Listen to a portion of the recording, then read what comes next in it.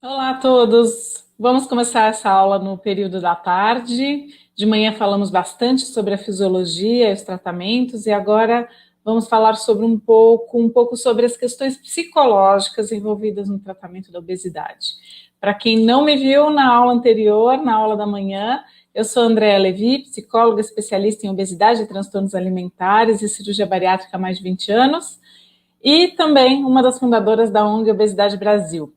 Vamos lá falar sobre a importância da psicologia no tratamento da obesidade.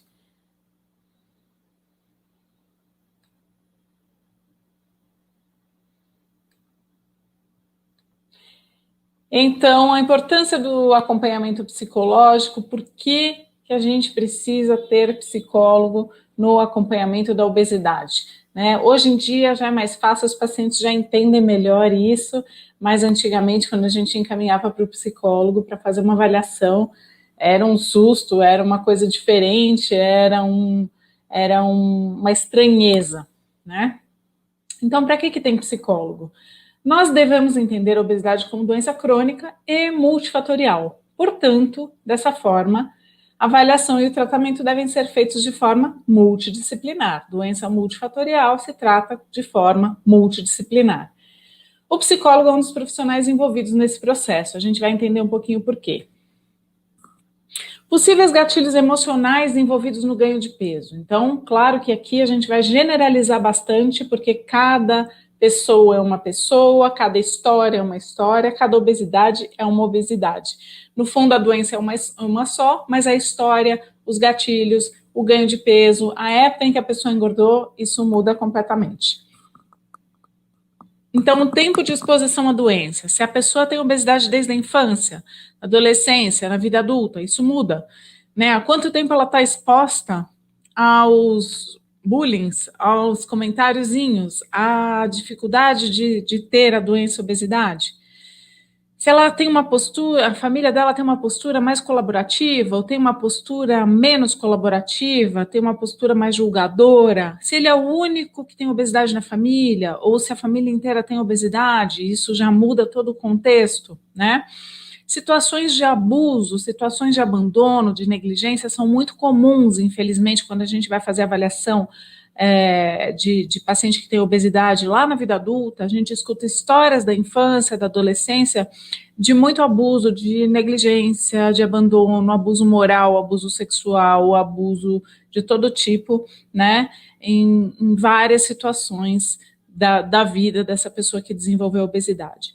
Tratamentos frustrados, eu já tentei a dieta do sol, da lua, do abacaxi, já fui no médico tal, já tomei remédio, já fiz balão, já tirei o balão, então é uma sucessão de tratamentos mal feitos ou não terminados, e isso tem um motivo, né, que enquanto a gente não entender a obesidade como doença crônica, a gente sempre vai achar que o tratamento tem um fim, né, a gente vai achar que chegou num determinado ponto, acabou o tratamento, eu tô livre, acabou, para remédio, para psicoterapia, para atividade física, para tudo, e a volta do peso é praticamente obrigatória, porque a doença, a obesidade, ela continua ali.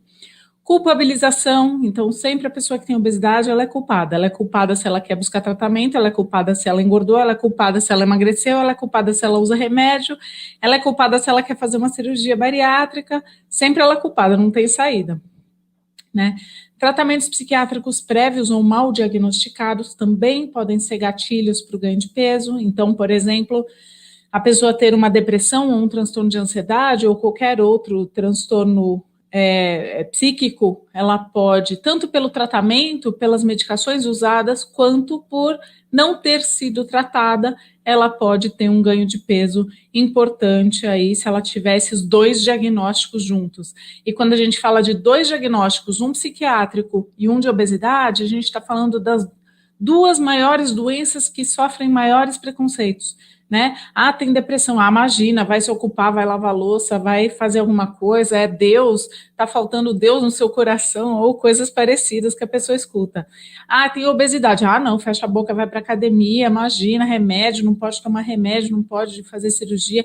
Então, se a pessoa tem obesidade e depressão, aí ferrou, né? Porque ela tá julgada de todos os lados, é como se ela tivesse culpa de tudo isso. E a própria obesidade como fator predisponente ao desenvolvimento de transtornos psiquiátricos e psicológicos. Então, ter obesidade por si só e com toda essa dificuldade que a pessoa carrega, de ter obesidade, de todo dia ter dores, de ter que se vestir, de ter doenças metabólicas, de ter o corpo inflamado e etc., e de sofrer comentários, bullying, de viver num ambiente hostil para quem tem obesidade, também podem ser gatilhos para que ela desenvolva uma depressão, por exemplo, né? Uma pessoa que tem pouca predisposição para desenvolver um transtorno psiquiátrico, ela pode ter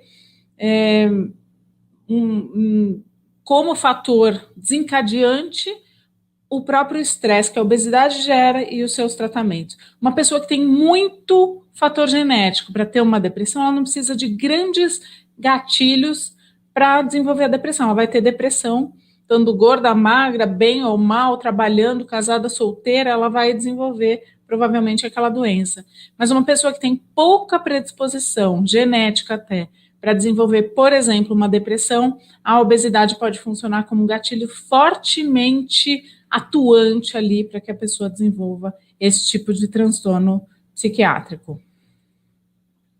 E quando não há necessidade de psicoterapia focado no emagrecimento, então nem sempre a gente encaminha esse paciente com obesidade para uma psicoterapia, a gente encaminha para uma avaliação psicológica, que é bem diferente, um acompanhamento psicológico, que enquanto ele estiver trabalhando de forma multidisciplinar, o psicólogo vai fazer reavaliações constantes e ajudá-lo a pontuar algumas coisas referentes à própria obesidade, ao tratamento da obesidade, e às vezes não há essa necessidade da psicoterapia, que é uma coisa mais frequente, geralmente semanal, e que a pessoa às vezes nem quer ou nem tem essa demanda. Isso existe. Todo mundo precisa de psicoterapia? Não necessariamente. Né? Então, por exemplo, são pessoas onde a gente não identifica grandes gatilhos para o ganho de peso. A obesidade foi desencadeada por questões mecânicas. Então, por exemplo, um homem que cresceu, sempre jogava futebol, não tinha uma vida sedentária, casou, foi para a faculdade, teve uma lesão no joelho, ficou sedentário, engordou, teve um ganho de peso. Veja, não tem um grande conteúdo emocional envolvido na história do ganho de peso dele, né? Tem uma questão mais mecânica que ele precisa tratar. Claro que isso pode ter repercussões emocionais, mas na história do ganho de peso dele, diferente daqueles que sofreram abuso, negligência, abandono e etc., esse não teve grandes questões emocionais envolvidas. Dá para entender? Então, só para a gente diferenciar um pouquinho, generalizando um pouco, claro, cada história é uma, mas esse seria um paciente que não tem grandes questões emocionais para tratar. Geralmente isso acontece na vida adulta, ou quando o paciente não quer iniciar um processo terapêutico, não há nenhum quadro agudo evidente, ele também pode não querer, né? Mas a avaliação e o acompanhamento psicológico esporádico, junto, ao mesmo tempo que ele vai ao nutricionista, ao médico, etc., enquanto ele estiver fazendo o tratamento para emagrecer, para a perda de peso, para a obesidade, é bom e é prudente que ele seja monitorado, porque à medida que a gente muda, né, mudanças geram outras coisas, mudanças geram expectativas, mudanças geram desacomodações. Então, é interessante que o acompanhamento psicológico exista durante todo o tratamento. Como a psicoterapia pode efetivamente ajudar no tratamento da obesidade? Então, ajuda na organização prática e mental do paciente, né? A gente vai identificar, vai olhar de outros ângulos como é que, na prática, ele pode fazer essa mudança comportamental necessária, né, para que ele perca e mantenha um peso ali num patamar mais seguro, num patamar de mais saúde. O psicólogo ajuda a identificar e entender os gatilhos que podem despertar maior vontade de comer em excesso. Então, principalmente quem tem um transtorno de compulsão alimentar, a gente vai tratar disso, vai olhar para aqueles pensamentos de tudo ou nada, vai ajudar esse paciente a ter uma organização para se alimentar, né? Porque muitas vezes ele tem uma organização meio caótica para se alimentar, e isso acaba influenciando em toda a família, e isso faz muita diferença no dia a dia da pessoa que precisa emagrecer e tratar a obesidade.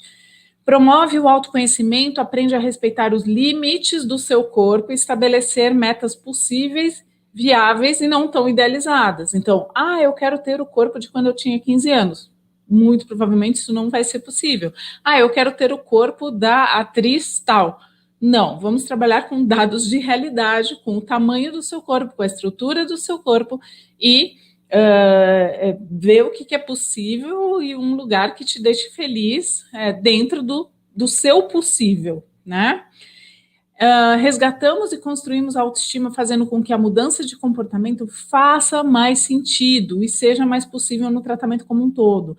Então, se eu não explico para esse paciente por que comer de determinada forma, fazer determinados exercícios, não comprar determinados tipos de alimento que para ele são gatilhos desencadeadores de compulsão alimentar e etc. Se ele não entende os porquês desses comportamentos, simplesmente alguém falar para ele, olha, você não pode fazer isso, não pode comprar aquilo, não pode ter isso em casa, não faz sentido nenhum, né? Então aí vem uma parte que eu chamo de psicoeducativa. A gente, junto com o paciente, a gente constrói esse conhecimento. Por que a gente vai fazer isso? É para torturar pessoa com obesidade? Não, é para facilitar, para que ele tenha as rédeas do tratamento nas mãos e fique mais fácil para que ele conduza o tratamento em casa. Reforça a conscientização da doença crônica e, portanto, do tratamento crônico. Então, ele vai entender, em algum momento, ele vai entender. A gente gostaria muito de chegar num determinado peso e falar, tô livre, né? Tô livre, tô curado da obesidade, não tenho mais que pensar nisso, mas isso não existe. Né? Então, a gente reforça isso o tempo todo, e mesmo que ele esteja lá mantendo o peso num tratamento mais baixo, num peso mais baixo, a orientação para manter o peso também é tratamento para obesidade, né? Manter o peso ali 2 degraus mais baixo, alguns IMCs mais para baixo, já faz parte do tratamento também, faz com que ele esteja num patamar de saúde muito melhor e que ele entenda isso, que isso faça sentido, ele adere muito melhor. Ajuda a quebrar preconceitos e tabus relacionados à doença e aos tratamentos. A gente tem que falar disso com naturalidade, é o que a gente está tentando fazer aqui hoje. Aqui é uma grande brincadeirinha, claro, mas acho que vocês vão me entender. Então, o paciente, quando chega para psicoterapia, chega de olhos vendados, meu Deus, não sei o que vai acontecer aqui, nossa, o que será que essa psicóloga vai me falar, estou assustado, não sei como vai ser. Na figura 2, mais brincadeira ainda, né? Nenhum psicólogo faz isso efetivamente, mas o psicólogo ajudando o paciente a enxergar, olha, enxerga isso, vamos olhar para isso, coloca a luz em cima disso, vamos tentar olhar de um outro ângulo para essa coisa que é tão difícil que você está me trazendo, ou para suas feridas que você ainda não entrou em contato. Num terceiro momento, ele começa a desconfiar que é melhor olhar, que é melhor entrar em contato, que a gente pode sim tornar os nossos monstros, os nossos gatilhos muito menores. E na figura 4, a pessoa empoderada, a pessoa apropriada do seu próprio corpo, a pessoa aderida ao tratamento, a pessoa entendeu como é que funciona e ela sozinha, né, conseguindo dar conta de tudo que o tratamento da psicoterapia, de tudo que o tratamento não só psicológico, mas multidisciplinar traz para a pessoa. E quando ela entende a doença e quando ela entende todos os porquês, todo o arsenal terapêutico, eventualmente uma medicação, eventualmente uma cirurgia bariátrica e todos os acompanhamentos nutricionais, psicológicos, médicos que ela precisa fazer, ela adere e ela faz parte do time e fica muito mais fácil para ela tratar a obesidade. Bom, aqui está um pouquinho dos meus contatos. Eu espero vocês aí para o debatezinho que a gente vai ter daqui a pouquinho. Aguardo vocês todos no nosso debate e espero que vocês tenham gostado e que tenha ficado mais uma mensagem de que a gente tem que tratar a obesidade com naturalidade e facilitar, né, estimular que essas pessoas busquem tratamento. sempre com especialistas. Então, até já!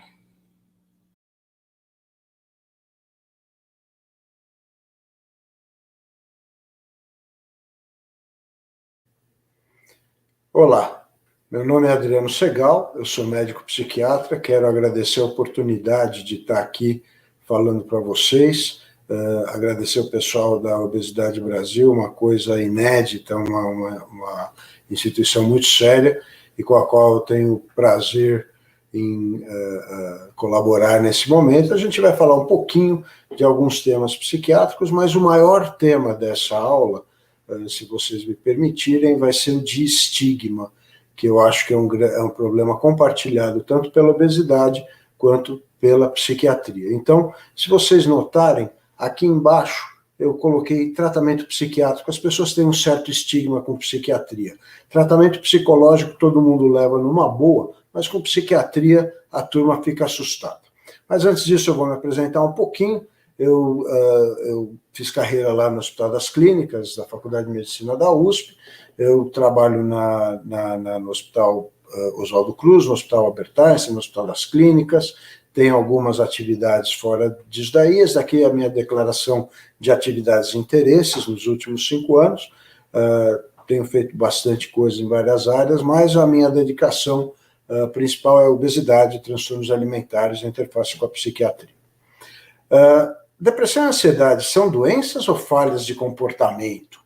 Então vamos observar uma coisa bem engraçada que a gente vê por aí, que assim, você tem preguiça, seja mais ativo, você tem falta de amor próprio, se ame mais, você tem personalidade fraca, cresça como indivíduo, você está fazendo frescura, enfrente seus problemas, você está fazendo chantagem emocional, eu sei como você se sente, você é um fraco, lute.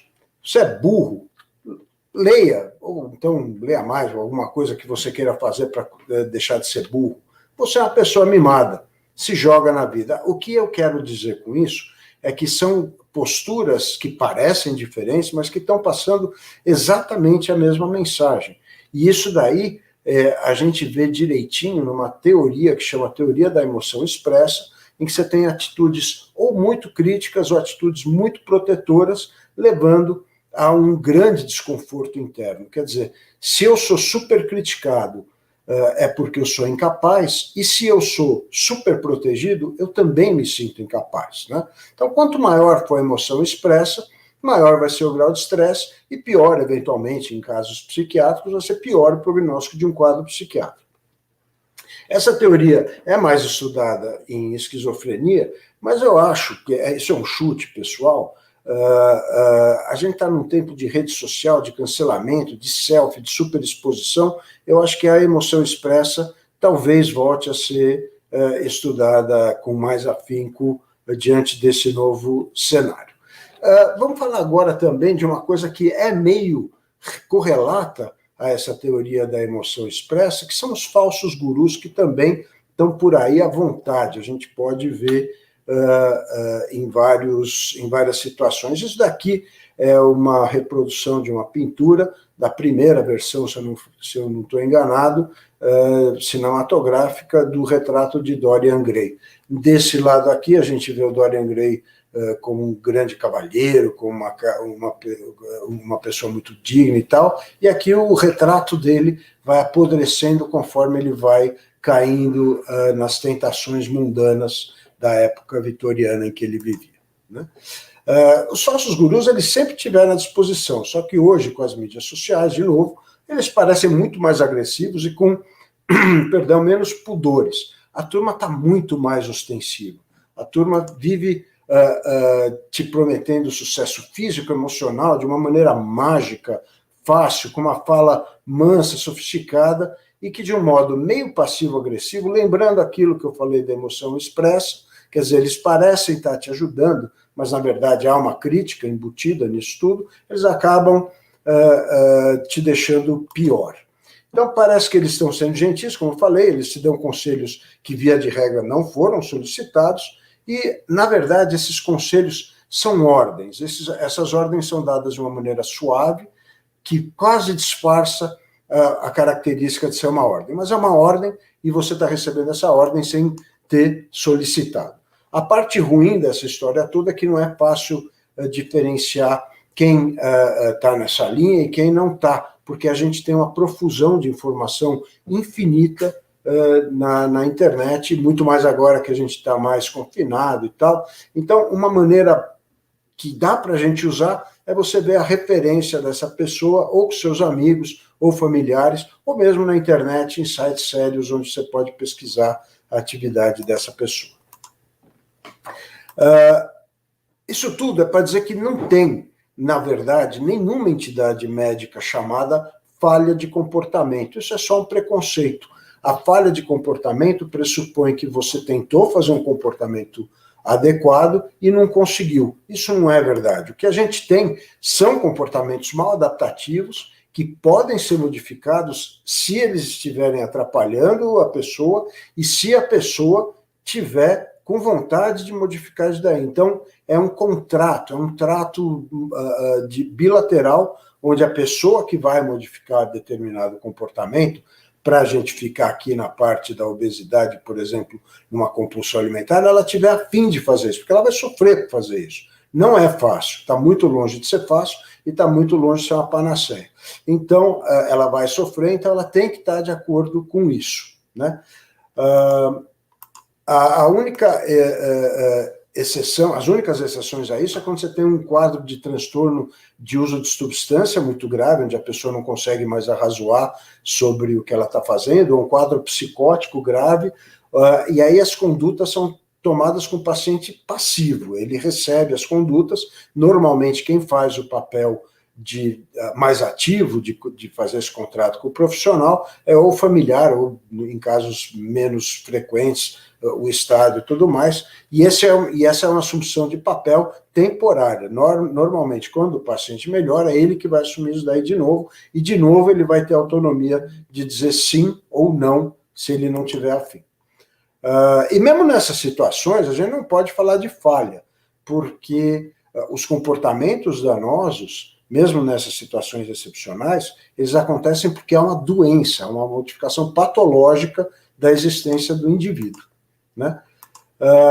A quantidade de conhecimento que a gente está vendo nos últimos tempos está aumentando de uma maneira absurda. Então, você tem desde coisas intuitivas e lugares comuns, quer dizer, o meio ambiente está muito agressivo, a gente está preso dentro de casa, a incerteza e tal, isso tudo a gente já ouviu, ainda mais agora nesse momento de pandemia, perdão, a gente já ouviu isso bastante. Mas, além disso, tem aspectos inflamatórios, modificação do funcionamento cerebral, a flora bacteriana, a gente tem 100 trilhões de bactérias vivendo dentro dos nossos intestinos, e isso parece ter um impacto muito grande no funcionamento cerebral e do resto do organismo. Aspectos genéticos, quer dizer, a carga que a gente recebeu dos nossos pais, que por outro lado, que por sua vez receberam dos nossos avós, e assim vai até a erva mitocondrial, né? E aspectos epigenéticos, que é uma coisa muito interessante, que são genes que estavam adormecidos, são acordados, eles acordam por algum estímulo do meio ambiente. Transtornos psiquiátricos, como transtornos do humor e transtornos ansiosos, são patologias bem definidas, com tratamentos biológicos e psicológicos bem definidos. Então, e além disso, muitos dos mecanismos que estão implicados na sua gênese estão implicados também nas causas da obesidade, né? Então, isso daqui é só para exemplificar, isso daqui é uma coisa, um super hot topic, é um tema super quente, super moderno. Você tem microbiota de obesos mudando comportamentos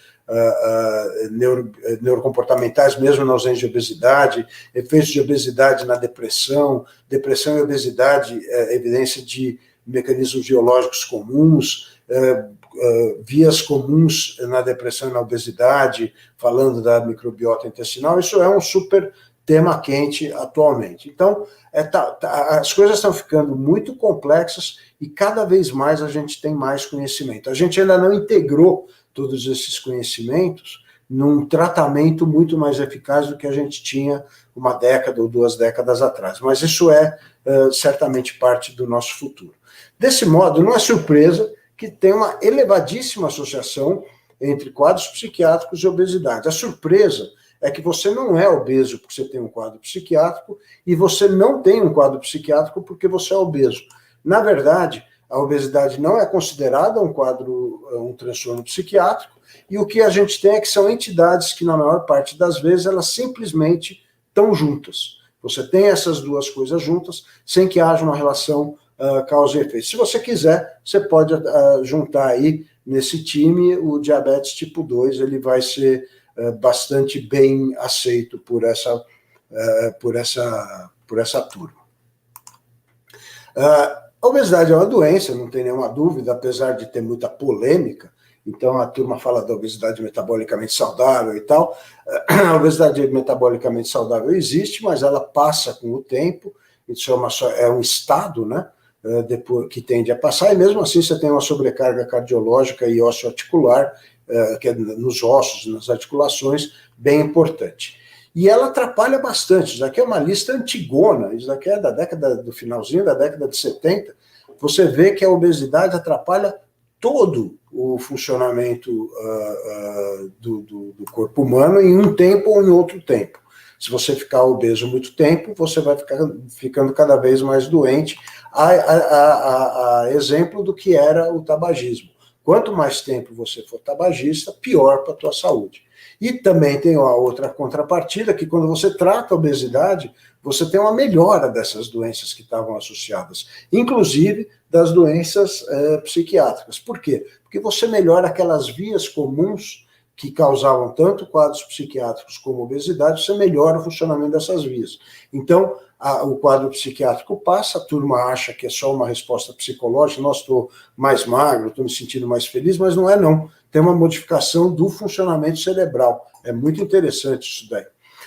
Aí o que nesse meio que a gente vive, a gente tem teorias que não são comprovadas, com cara de ser verdadeiras, tipo, você é desequilibrado, então você não consegue controlar a sua comida, ou então você come tanto que você acaba ficando deprimido, enfim, isso gera preconceito, isso daí acontece tanto em obesidade quanto em transtornos psiquiátricos.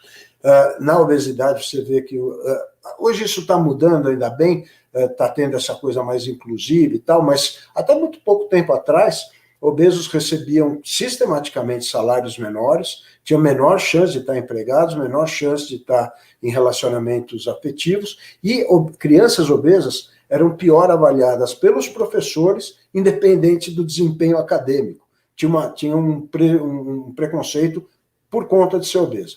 E no caso dos transtornos psiquiátricos, além de todos esses preconceitos e todos esses estigmas, os quadros que forem menos graves vão ser menos diagnosticados. A turma vai achar que é uma coisa leve, que não precisa de tratamento e tudo mais. O que isso vai acontecer? Vai acontecer que você vai ter menos diagnóstico bem feito, você vai ter menos expectativa de sucesso no tratamento, e na adequação do tratamento você vai cronificar o quadro dessa maneira.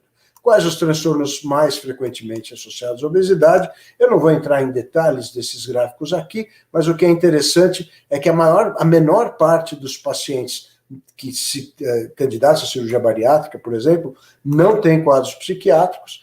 81% dos pacientes têm algum quadro psiquiátrico e mais do que 50% dos pacientes têm 3 quadros psiquiátricos. Esses dois gráficos aqui foram de um pré-trabalho que a gente estava fazendo, então eles não estão publicados. Esses daqui são dessas duas referências bibliográficas, isso vai estar disponível para quem se interessar.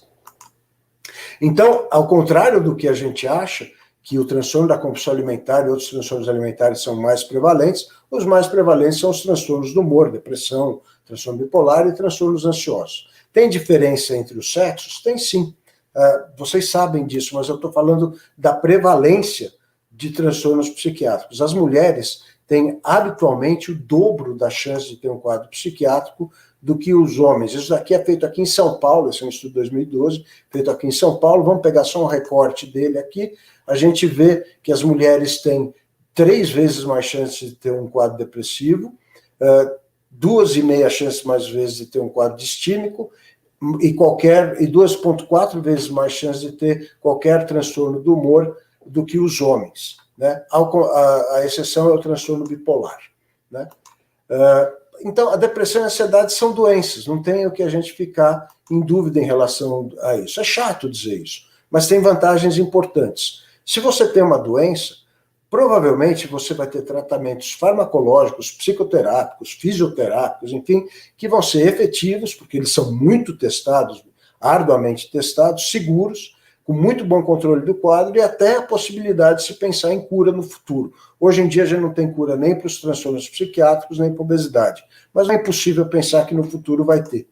Você facilita aceitar de modo mais racional e produtivo o seu problema, e aí você vai ter um engajamento maior no tratamento, caso você queira tratar, caso não, não, e resiliência, caso você queira tratar. Facilita prever a evolução do quadro, eu sei mais ou menos o que vai acontecer se a pessoa tomar um ou outro caminho, facilita pesquisas na área, quer dizer, eu tenho uma doença sistematizada, eu consigo fazer pesquisas bem desenhadas, e por fim, isso é a realidade, e é sempre melhor lidar com ela. Se você não viu aqui meu e-mail, ele está aqui em cima, muito obrigado, eu acho que eu passei um pouquinho do tempo, mas foi bem pouquinho.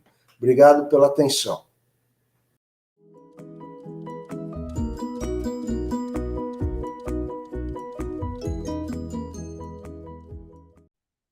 Olá, sou Aida Franques, psicóloga especializada em obesidade, transtornos alimentares e atendimento de pacientes de pré- e pós-operatório para cirurgia bariátrica.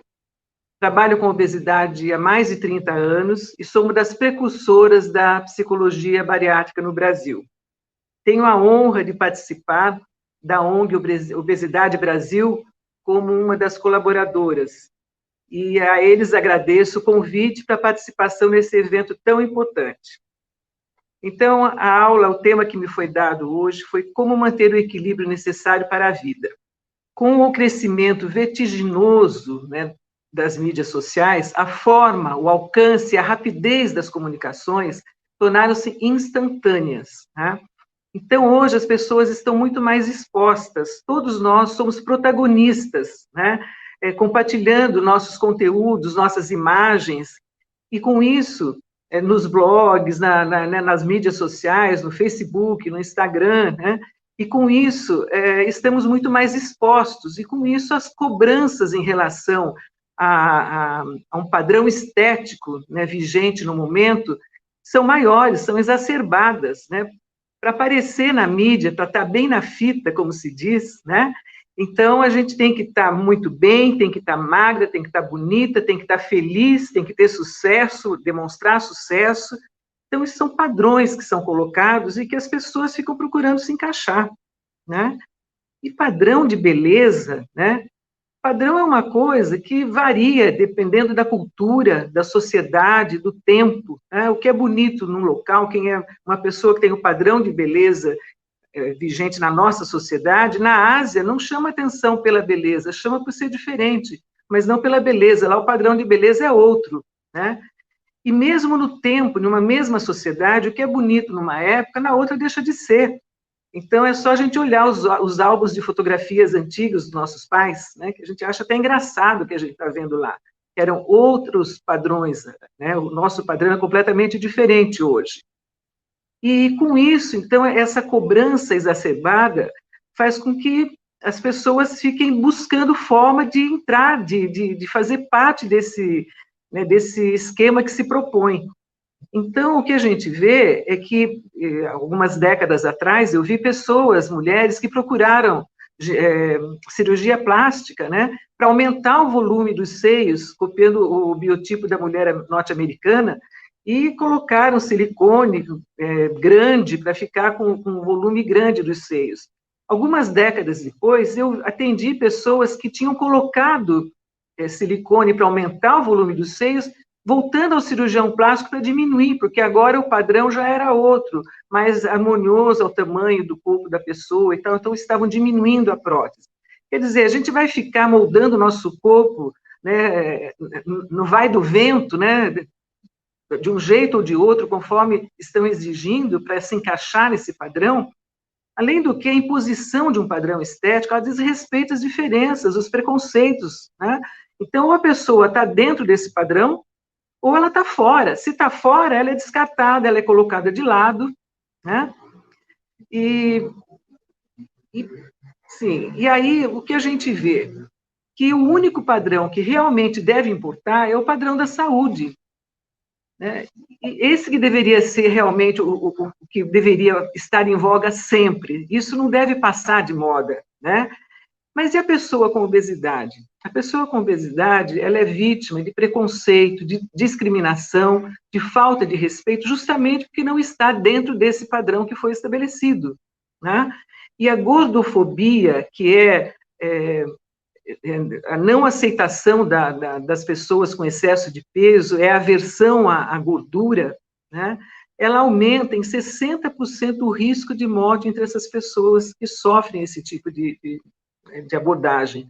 Isso em trabalho científico publicado a gente vê. Então, a gente vê que já hoje, atualmente no mundo, no Brasil e fora daqui, existem movimentos contra a gordofobia. E eles levantam uma bandeira que é legítima, né? Que é conscientizar a sociedade sobre a importância do respeito às pessoas com obesidade. Próximo. Então, só que alguns desses movimentos pregam o que a gente chama de despatologização do corpo obeso. O que é isso? Eles não aceitam que a obesidade seja tratada como doença. Eles lutam para que a obesidade não seja tratada como doença.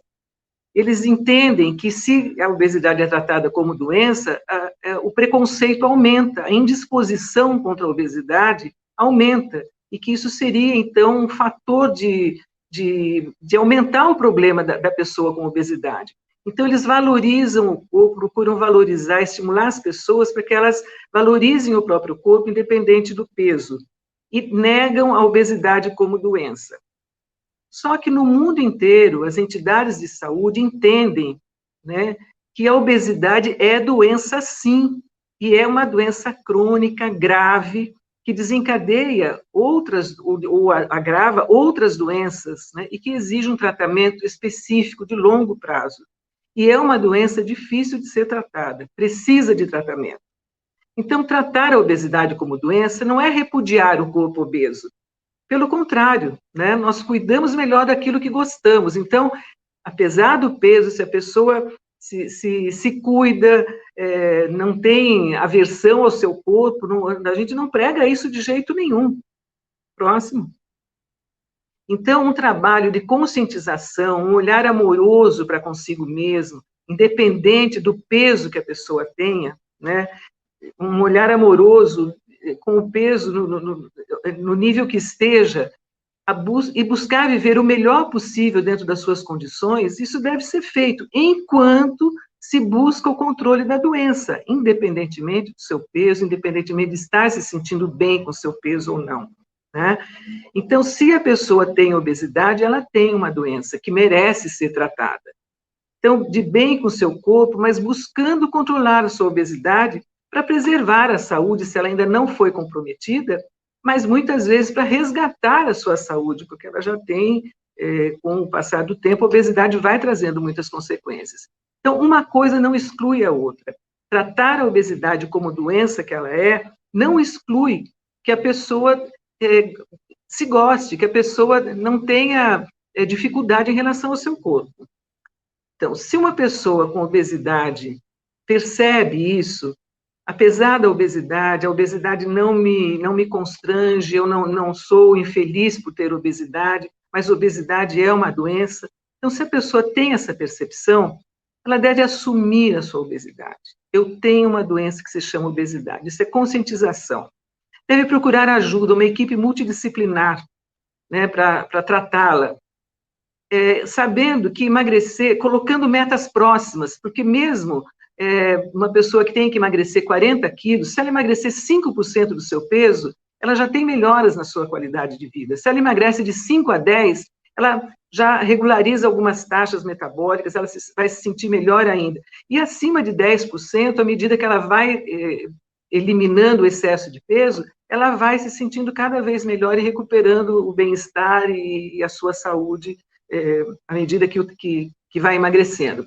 Então, estabeleça pequenas mudanças, as mudanças devem ser consistentes, não mude drasticamente, de uma forma rígida, que muitas vezes você desiste, porque fica difícil.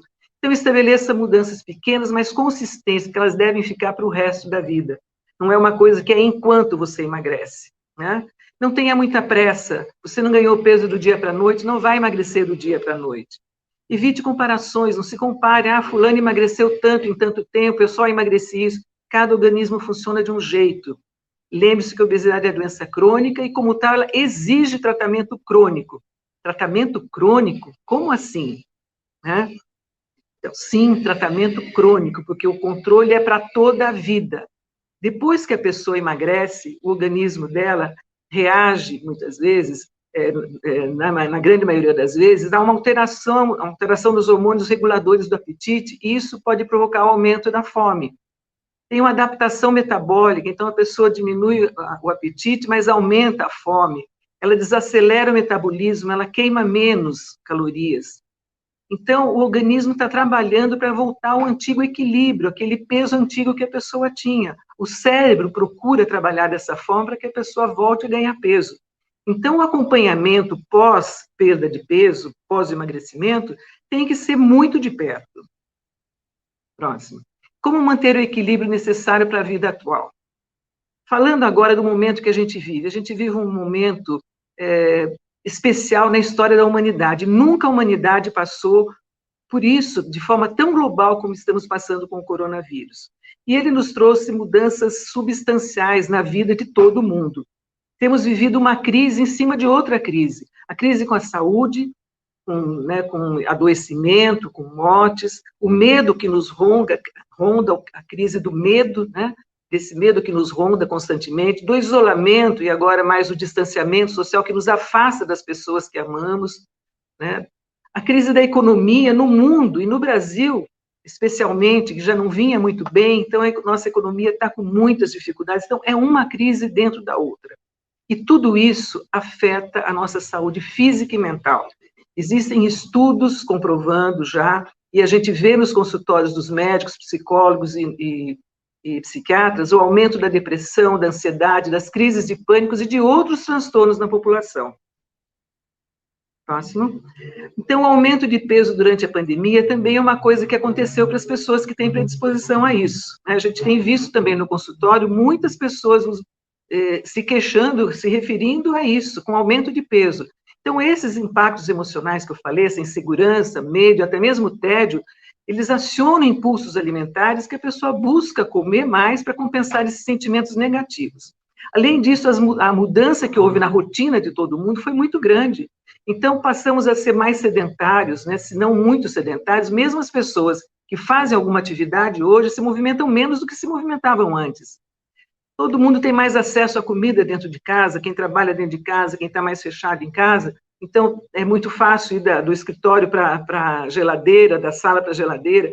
Então, o acesso à comida está muito perto. As pessoas não precisam se arrumar, porque estão saindo muito pouco, então quase não saem de casa, então acabam negligenciando o autocuidado e muitas vezes perdem a percepção corporal, não percebem que estão engordando.